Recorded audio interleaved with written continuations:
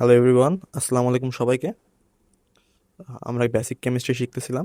আজকের ভিডিওতে আমরা শিখব হচ্ছে কিভাবে মৌল ও যৌগের নামকরণ করা হয়। বুঝছো, কিভাবে একটা যৌগের নামকরণ করা হয় সেটা শিখব। এখানে মনে হয় দুইটা যৌগ যৌগ চলে এসেছে, আমার এডিটিং এর মিস্টেক। দুইটা যৌগ না, একটা যৌগ হবে। তো কিভাবে যৌগের নামকরণ করা হয় আমি এখানে সেটাই শিখাবো তোমাদের। আচ্ছা দেখো, আমি লিখে দিয়েছি। যদি একাধিক ধাতু থাকে তাহলে ধাতুর নাম ইংরেজি বর্ণমালার ক্রম অনুসারে লিখতে হবে। বুঝছো, ক্রম অনুসারে লিখতে হবে। এবং ধাতুগুলোর যৌগপূর্ণ ধাঁচের নাম যথাযথভাবে লিখতে হবে। হাইড্রোজেন থাকলে ধাতুর নামের পরে হাইড্রোজেন লিখতে হবে। আমি একটা দুটো নামকরণ দেখাই দিলে তোমরা পেরে যাবে। ধরো প্রথমটাই দেখাই। ধরো এটার নামকরণ কি হবে? KNaSO4। যদি সালফেট থাকে SO4, তার মানে আমার সালফেট হবে নাম। এবার হচ্ছে ধাতুর নাম চিন্তা করতে হবে যে এখানে কোন ধাতুর নামটা আগে, পটাশিয়াম নাকি সোডিয়াম। তো potassium ABCDEFG, SJK11O P, P আগে, সোডিয়াম পরে, পি আগে। তাহলে পটাশিয়াম আগে হবে, সো নাম হবে পটাশিয়াম। পটাশিয়াম, তারপর হবে সোডিয়াম। সোডিয়াম। অ্যান্ড এটা একটা সালফেট আয়ন, এটা একটা লবণ, কিন্তু আমি কিন্তু লবণের নামকরণ করা শিখিয়েছি। হাইড্রোজেন না থাকলে সেখানে লবণ থাকে। Potassium, sodium, sulphate. I hope বুঝতে পারছো। তাহলে এটার নাম কি হবে? এটার নাম হবে হচ্ছে সোডিয়াম। তোমার হচ্ছে যখন হাইড্রোজেন থাকে, হাইড্রোজেনের নামটা পরে লিখতে হয়। তো sodium hydrogen, sodium hydrogen carbonate. Carbonate, CO3 একটা কার্বনেট আয়ন, এটা ক্লাস 8-এ ছিল তোমাদের। তোমাদের মানে জানা থাকার কথা। তো সোডিয়াম হাইড্রোজেন কার্বনেট। সেম ভাবে প্রত্যেকটা নামকরণ করা যাবে। প্রত্যেকটার নামকরণ করা যাবে। তোমরা নিজেরা নামকরণ করবে, অ্যান্ড যদি কমেন্ট করো আমি তোমাদের অ্যান্সারটা দিয়ে দিব যে আসল অ্যান্সার এগুলো কিনা। ঠিক আছে, প্রত্যেকটা নামগুলো নিজেরা করে ফেলবে। আচ্ছা, এরপরে যেটা শিখবো সেটা হচ্ছে যে কেলাস পানির নামকরণ কিভাবে করা হয়।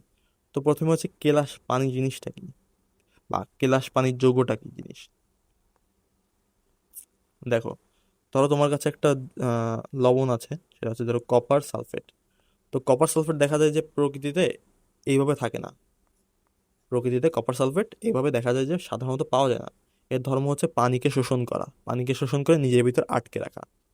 তখন দেখা যায় যে কপার সালফেটের চারপাশে মোট 5টা পানির অণুর সাথে বন্ড তৈরি করে রাখে। বুঝছো, বন্ডটা আর একটু কমপ্লেক্স হয়।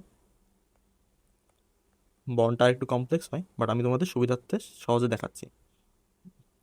ঠিক আছে, তোর আরেকটা আছে, আরেকটা, হ্যাঁ, আচ্ছা দিলাম। তো আরেকটা আছে। তো এরকম 5টা কপার সালফেটকে দেখা যায় যে 5টা পানিকে কপার সালফেট নিজের ভিতর টেনে রেখে দেয়। তখন এটা লিখতে হয়, আণবিক সংকেত হয় এরকম: কপার সালফেট ডট 5 অণু পানি।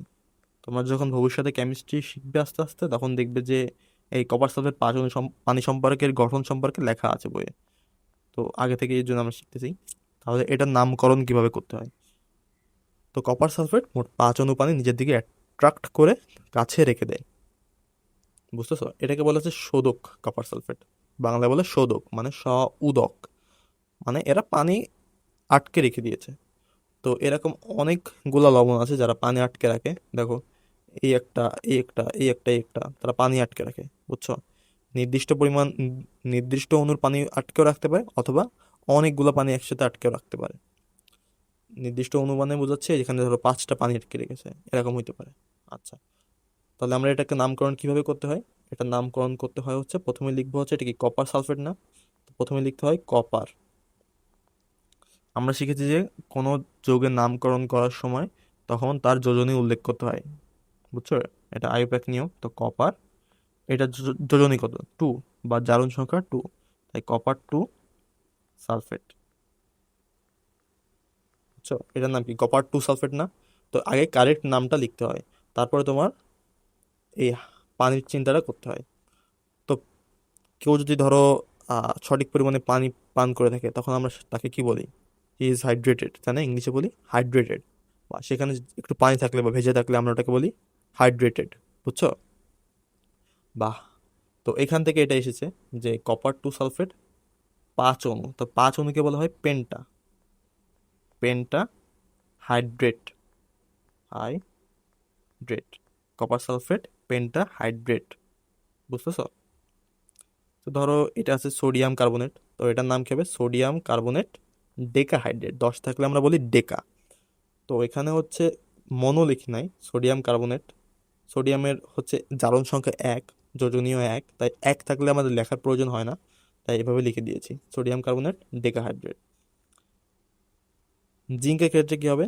জিঙ্ক সালফেট হেপ্টাহাইড্রেট, এটার নাম হচ্ছে হোয়াইট ভিট্রিয়ল। এই নামগুলো কিন্তু ইম্পর্টেন্ট, কখনো কখনো বইয়ে লেখা থাকে না এটা জিঙ্ক সালফেট 7 পানি বা হেপ্টাহাইড্রেট, লেখা থাকে যে হোয়াইট ভিট্রিয়ল, লেখা থাকে আমরা দ্রবণে ব্লু ভিট্রিয়ল নিলাম, তখন ব্লু ভিট্রিয়ল বলতে বোঝায় হচ্ছে এটা কপার সালফেট 5 পানি।